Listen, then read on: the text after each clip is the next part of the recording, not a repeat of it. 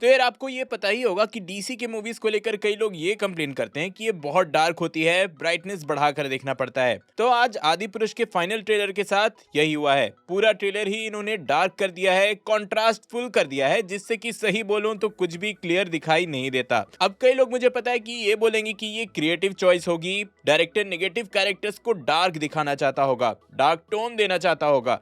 लेकिन देखो मैं इसका सच बताता हूँ, वीएफएक्स सीजीआई में जनरली जब भी आपको कुछ छुपाना होता है तो जनरली ऐसे शैडोज का, डार्कर टोन का या फिर मोशन ब्लर का यूज किया जाता है, जिससे कि जो कैरेक्टर्स हैं उनमें उतनी डिटेलिंग ना हो और वो रियलिस्टिक लगे। अगर आपने बैटमैन आर्कम के गेम्स खेले होंगे तो लिटरली उस गेम के ग्राफिक्स आज के टाइम पे भी बहुत ज्यादा ऑसम लगते हैं। इसका रीजन यही है कि उस गेम में डार्कर टोन का यूज किया गया, लो लाइट का यूज किया गया, जिसके साथ अगर डिटेलिंग कम भी हो तो वो दिखाई नहीं देती है और रियलिस्टिक लगती है। और देखो ऑडियंस को बेवकूफ बनाने के लिए यही ट्रिक यहाँ इन्होंने ट्राई किया है। बट ऑनेस्टली दिल पे हाथ रख कर एक बार बोलना कि क्या जो वीएफएक्स वाले कैरेक्टर्स यहाँ आपको दिखाए गए हैं कहीं से भी रियल लग रहे हैं या रियल के आसपास भी लग रहे हैं। अब कई लोग बोलेंगे कि यार जबरदस्ती नेगेटिव क्यों हो रहा है।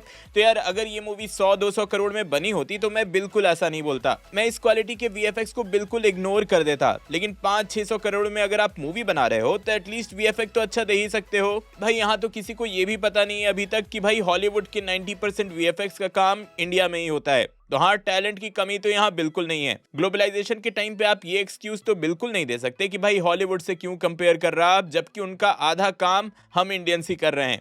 तो वो एक्सक्यूज तो यहाँ पे आ ही नहीं सकता। मूवी का अगर बजट कम होता तो ये एक्सक्यूज दे भी सकते थे। और ऑनेस्टली सोचो तो इस फिल्म के मेकर्स को क्या करना था, स्टोरी इनके पास ऑलरेडी लिखी हुई थी, कैरेक्टर्स के लुक तो ऑलरेडी रेडी थे, लेकिन इन्होंने क्या किया, वहां भी एक्सपेरिमेंट किया और जो सबसे पॉपुलर रिप्रेजेंटेशन था उसको भी ना दिखाकर क्रिएटिव लिबर्टी के नाम पर इन्होंने चेंज कर दिया। और ये खराब करने के बाद बचा था तो सिर्फ वीएफएक्स, और इसमें भी इन्होंने क्या किया है सब देख ही रहे हैं। अब देखो पिछला जो ट्रेलर इन्होंने लाया था उससे ये फील हुआ कि भाई इन्होंने इंप्रूवमेंट तो किया है, बट वहां भी मैंने क्लियरली पॉइंट आउट किया था कि जहां भी वीएफएक्स वाले कैरेक्टर्स थे, जो भी कंप्यूटर जनरेटेड सीन्स थे, वो सब इन्होंने हटा दिया है। और जब इस ट्रेलर में इन्होंने वो वीएफएक्स वाले कैरेक्टर्स रिवील किए तो अब सच सबके सामने है। सही बोलूं तो वीएफएक्स के मामले में अब कुछ नहीं हो सकता है। और देखो मैं इतना हार्श होकर इसलिए बोल रहा हूँ क्योंकि मैं सही में डिसअपॉइंटेड हूँ, क्योंकि इतने सालों बाद इतने बड़े बजट के साथ रामायण पे एक लाइव एक्शन मूवी बनती है और हमें मिलता है ये। देखो इसका सिंपल सॉल्यूशन यही था कि भाई ये लोग वीएफएक्स पे इतना डिपेंडेंट रहने की जगह रियल एक्टर्स,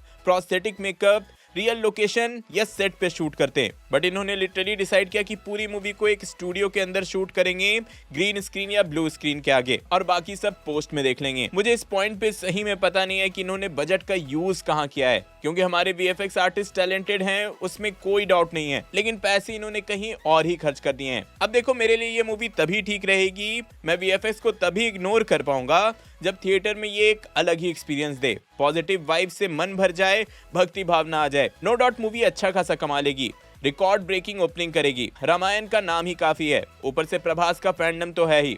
लेकिन आपको नहीं लगता कि इस तरह की रिप्रेजेंटेशन से, वो भी रामायण का, ऑडियंस के साथ एक धोखा है? कमेंट में जरूर बताना।